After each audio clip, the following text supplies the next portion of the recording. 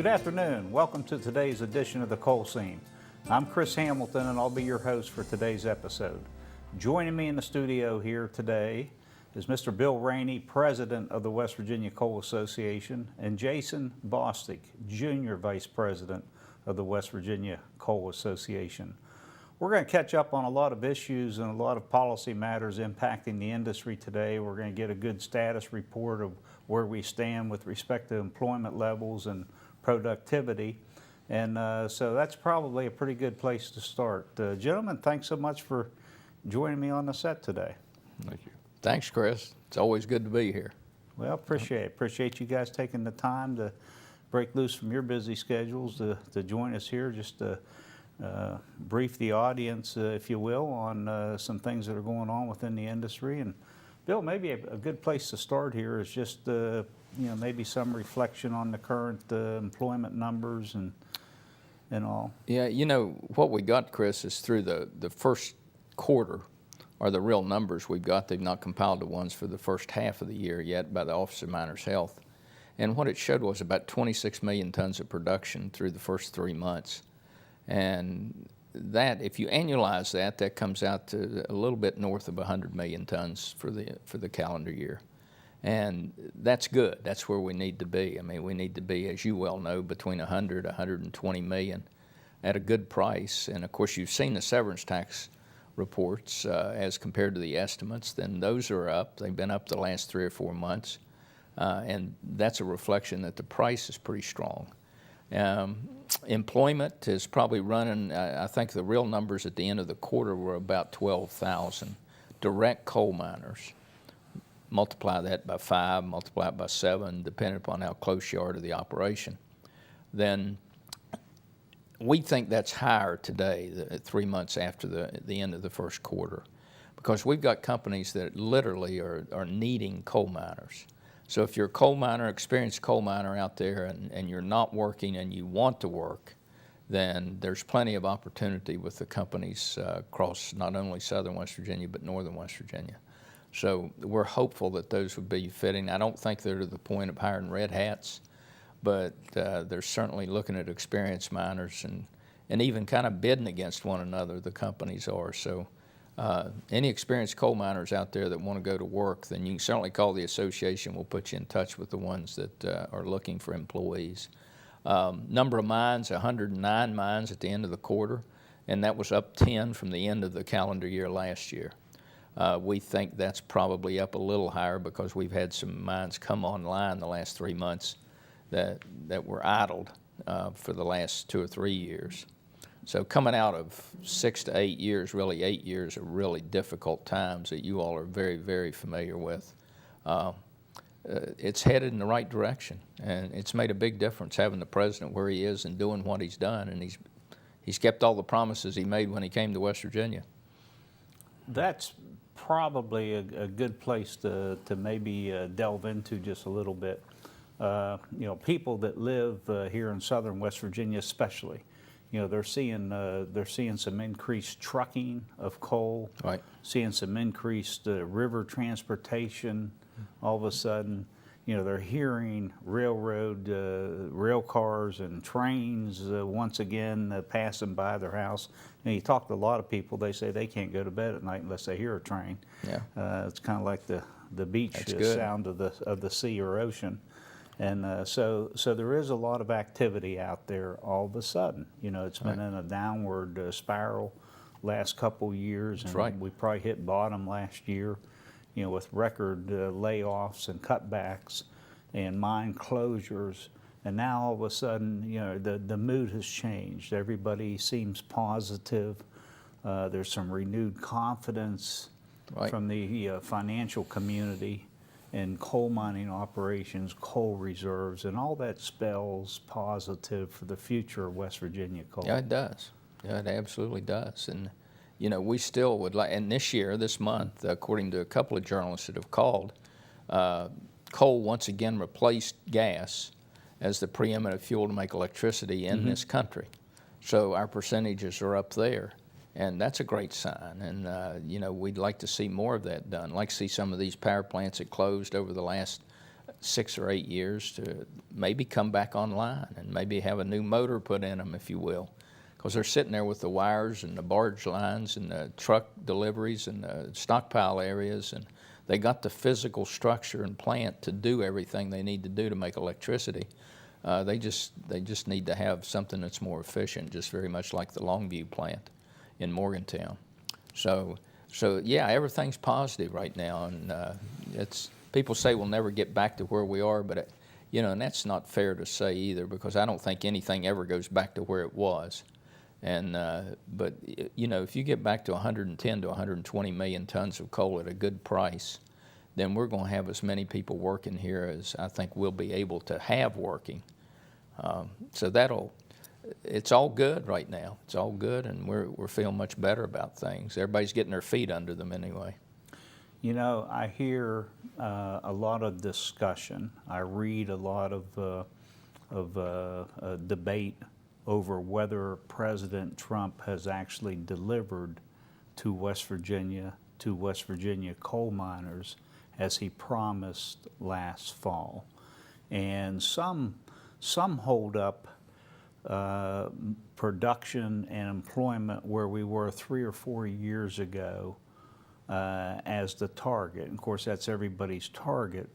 But what I mean by that is there are people who say unless the industry returns to where it was 2 or 3 years ago, the president didn't fulfill his promises. And we know that's wrong. That's right. And we know he has delivered. First of all, he's only been in office just a few short months, literally 6 months. So, yeah. And there's been major policy changes. There's been, a total conversion from being anti-coal to pro-coal, and that's reflected through every federal administration as well.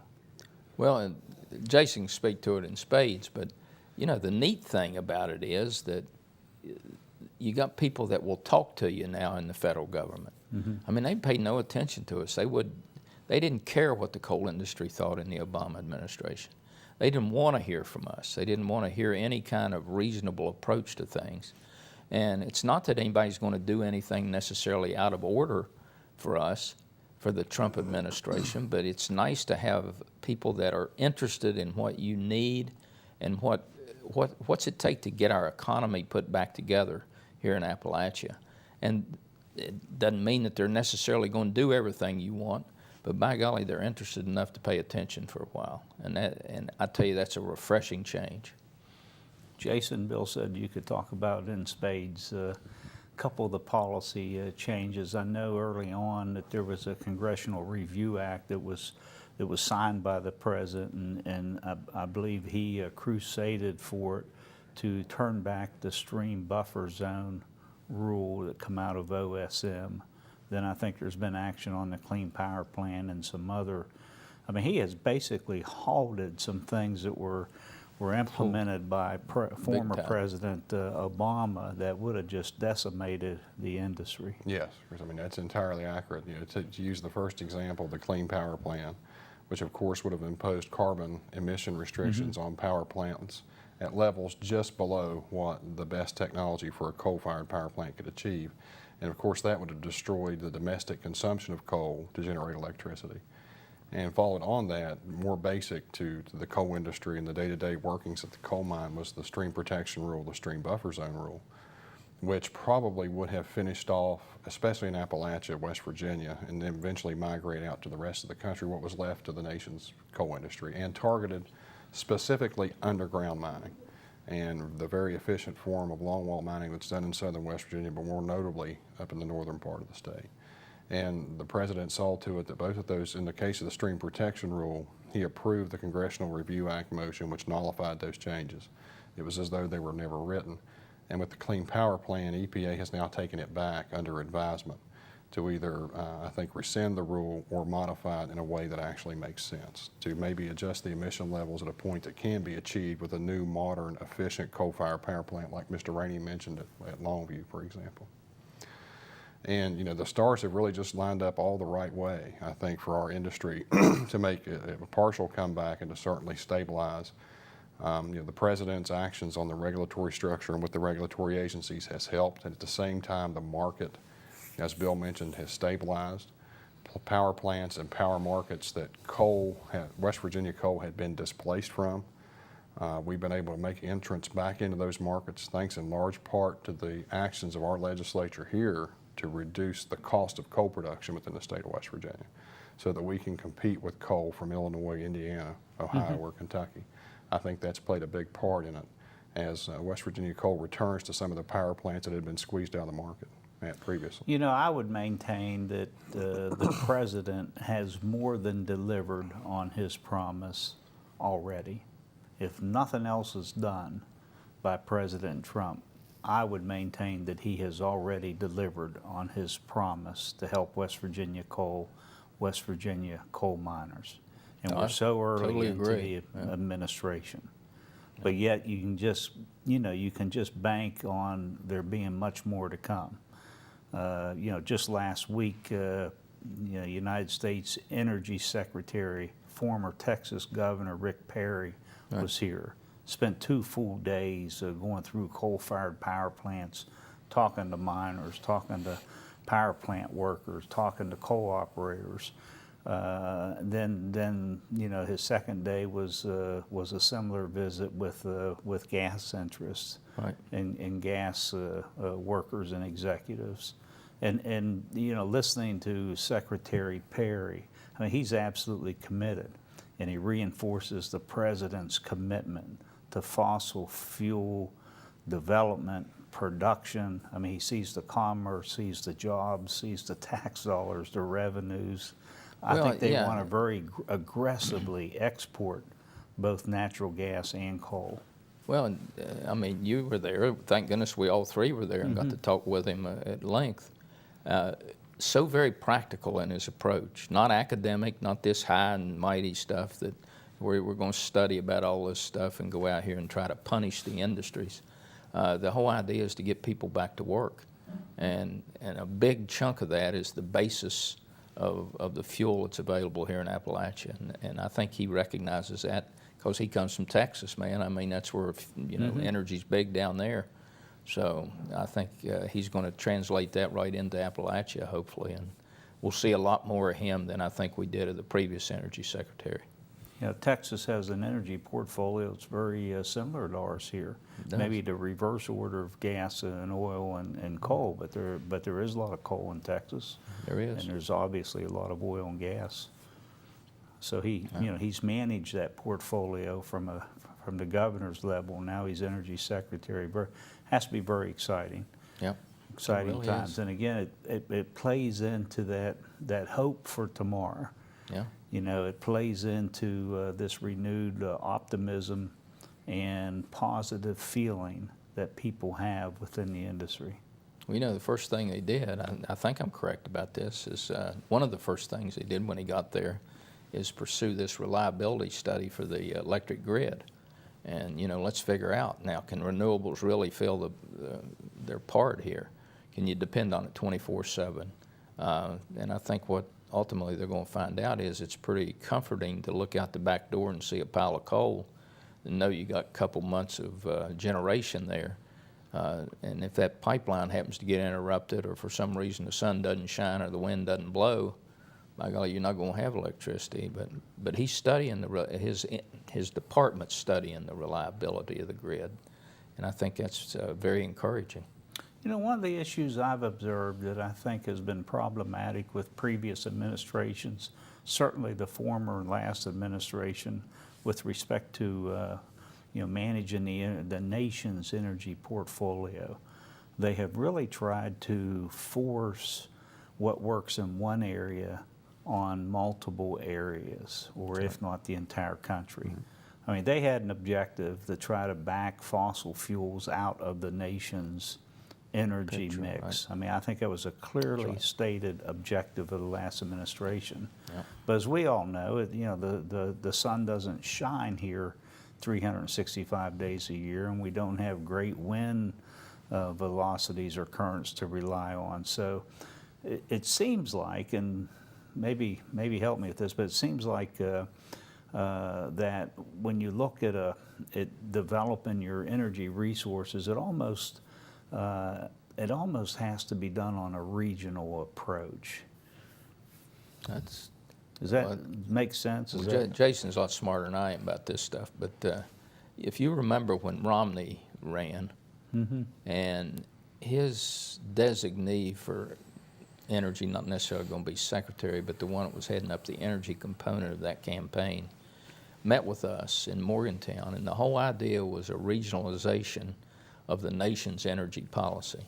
That the windmills work great in Texas and Oklahoma, and the solar panels work great in Nevada and Arizona, but fossil fuels work pretty good back east here. And just as you said, Chris, to try to force one region on another region just simply isn't going to work, but take advantage of what is really, really beneficial and useful and efficient in the region that you're in, and then spread that nationwide. And that was certainly what the lady that was running the energy part of Romney's campaign talked about.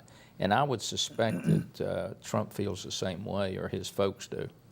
you know, it's hard to not talk some about politics when we talk about coal and the future of fossil fuels. But it also is abundantly clear that politics and the development of public policy probably impacts coal mining more than any other industry or business. It does. I mean, we saw it virtually decimated. And, you know, fortunately there was an election and a reset, and, you know, someone with a different philosophy on energy, you know, come into the White House. But it tells you also, or it suggests how vulnerable the industry is to those political whims and wins. Because we could get back to where we were 6 months ago or a year ago. The market- A simple election could cause that to happen. Yeah, left to the energy market and the demand for electricity or the demand for steel, West Virginia coal can make its own way.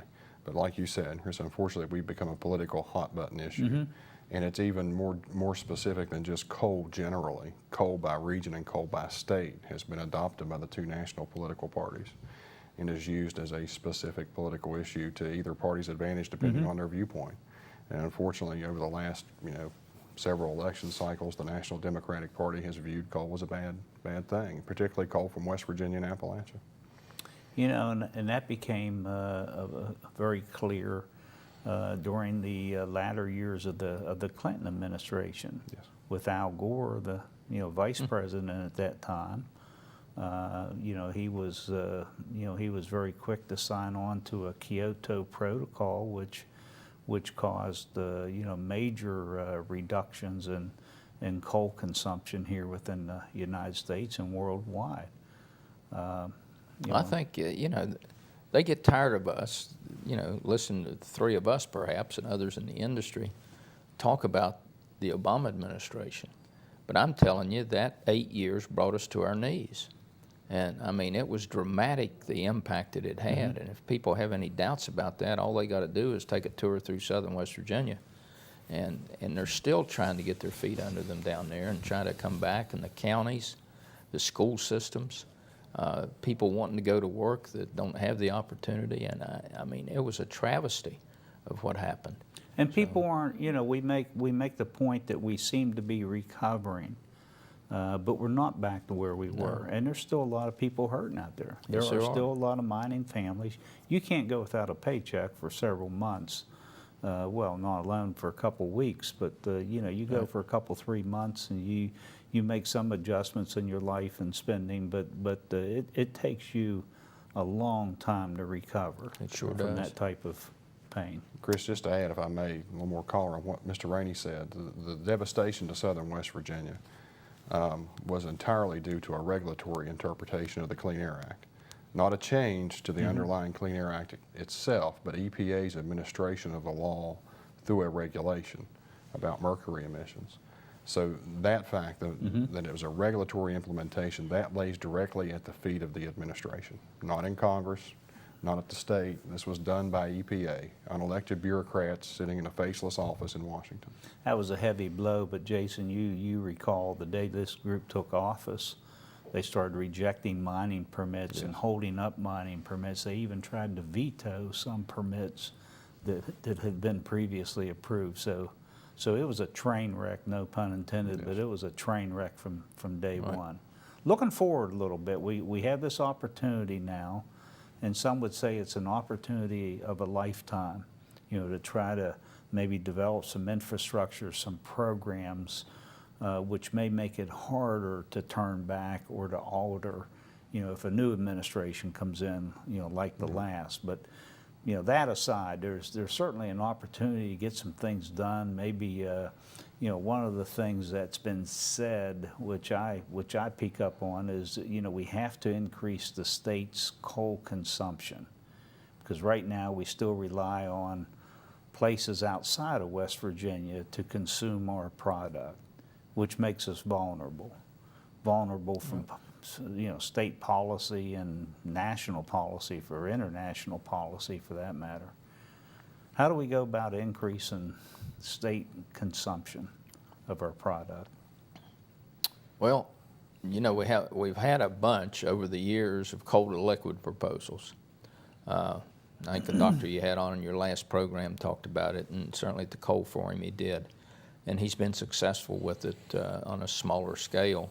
And we'd love to, you know, we joke around and say we've been to a lot of groundbreakings but very few ribbon cuttings, and we need to get to the point of doing that, because as we understand, the stability of liquid fuel that's made from coal has a lot more stability, a lot more durability than what comes out made from petroleum.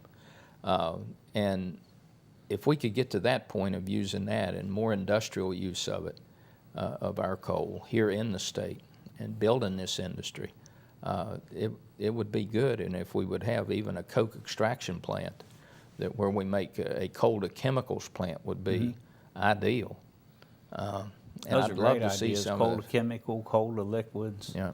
You know, Governor Manchin, former Governor Manchin, now U.S. Senator Manchin, when he was governor, he was big on coal to liquid plants. He thought that by the end of his term, he was going to have several, you know, developed. So, and that idea is still on the table. You know, maybe it is time to get that off and dust it off a little bit. Would be great. And I think the other thing too is, I'd love to believe that we can come up with incentives in this state to retool the power plants that have closed down. The Kanawha River plant right here is sitting there with all, as we talked about, all the physical structures. It's close to the grid. It can hook right up. It can get coal from the river, from the highway, from the rail. And it just needs an incentive to put a new engine in that thing that is much more efficient and can comply with the rules. And, you know, you've got other plants up north that have closed, and the physical structure's still sitting there. And it just seems a shame to waste that opportunity, because we can ship electrons out of here just as easily as we can coal, and it'd be a whole lot easier to sell electricity. Listen to you, I'm reminded that when Governor Moore was governor, he proposed the concept mine mouth power plants. Right. You know, we're shipping all this coal out of state. Why not burn more of it here, secure our mining jobs and mining operations, and transmit, you know, electricity out of West Virginia? He's truly a visionary. Well, look at Longview. That's Yeah. exactly what it is, and the success that it's having up there. So that, you know, just hopeful. We've got to figure out the right combination of incentives and what brings the investment here. Well, and we have to partner with our federal government, and We do. And boy, there's a great opportunity. You would think that they would be interested in these type of projects also.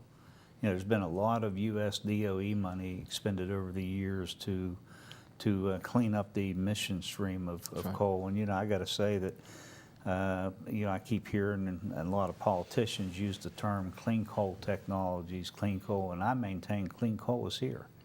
You know, when you look at how clean that emission stream is, when you drive by a power plant, you see water vapor or steam. You don't see, No. you know, constituents within the combustion cycle.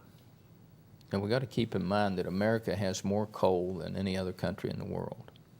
And we got a whole bunch of it left here in West Virginia too. And as we all contend, we have the best coal miners and the best coal mine managers anywhere in this world, and operating probably under the most difficult of circumstances.